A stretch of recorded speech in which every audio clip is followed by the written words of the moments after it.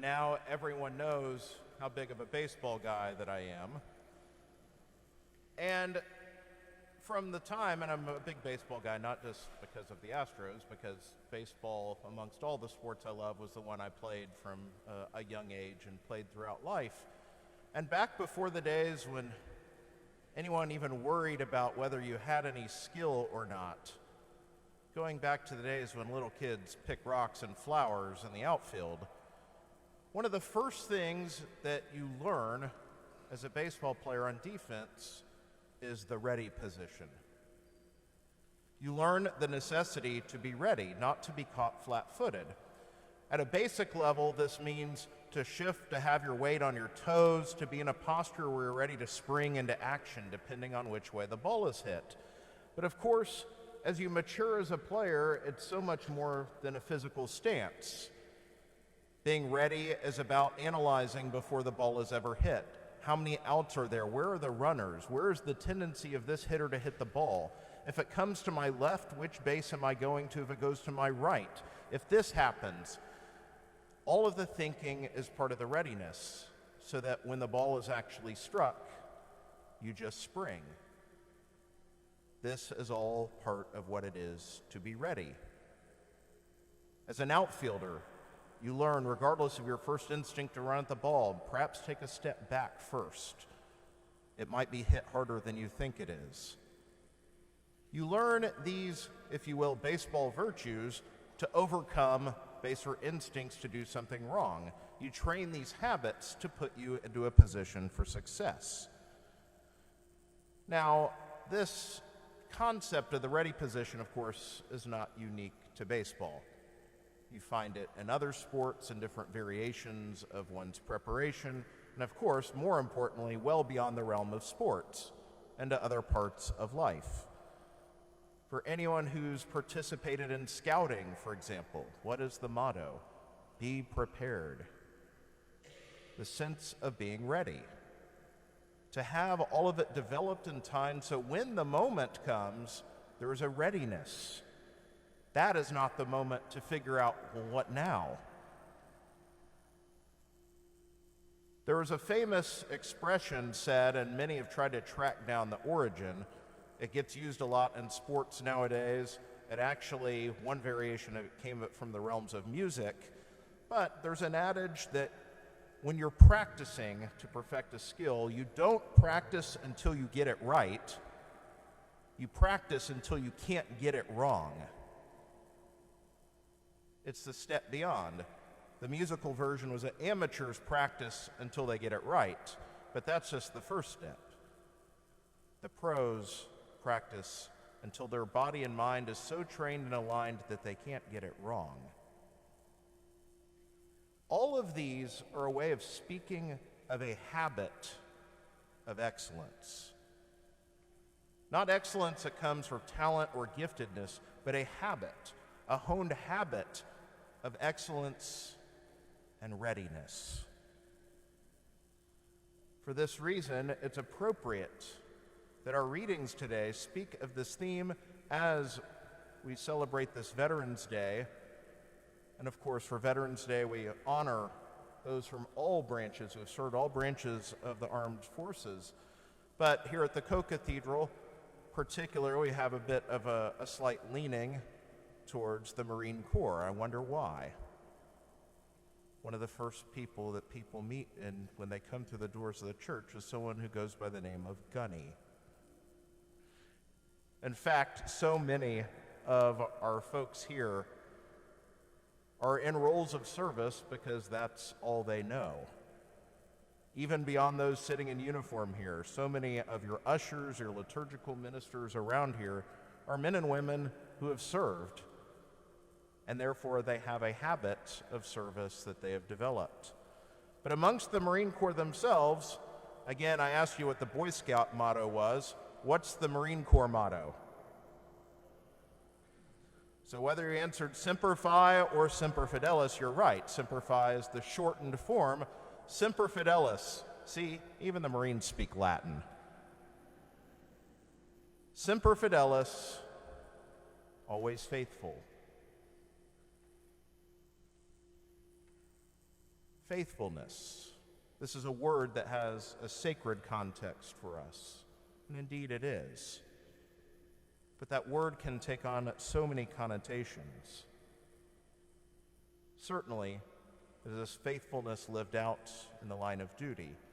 It was a great honor last night. I was at Kyle Field for the Aggie game, and as always, being a school founded as a military school first before it expanded to allow for non-military, Veterans Day always has a very sacred spot.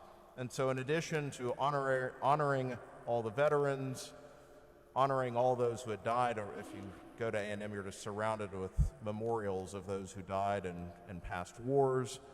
And even at the band at halftime from the Corps of Cadets, some 50 or 60 stepped out of rank to take the oath of office as they prepare for their commissions.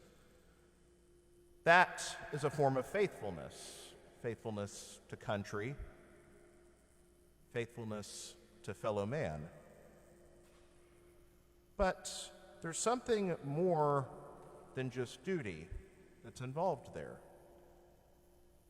Duty is powerful, duty is important, but duty itself as a motivator will only go so far. After all, what is duty to? Yes, one can develop a habit of serving, but ultimately behind that must be a disposition of love. Love of country, love of God and family, certainly. Love of brothers and sisters in arms. That love which compels faithfulness, readiness, the willingness to sacrifice. Today's gospel speaks in a very different language of a type of faithfulness to which we are called. And it's a theme all around us in the readings in these final weeks of the year. These apocalyptic readings that speak of the end, of judgment, of our own readiness or lack thereof. There's a vigilance called for, waiting for the bridegroom for the wedding feast of heaven in today's gospel. This language itself is not surprising. The Lord Jesus himself is the bridegroom, as has been proclaimed throughout the Old Testament, as God the Father has spoken of his people Israel in nuptial language, his bride. And Jesus the bridegroom has come and will come again, and now is speaking of the readiness of his bride.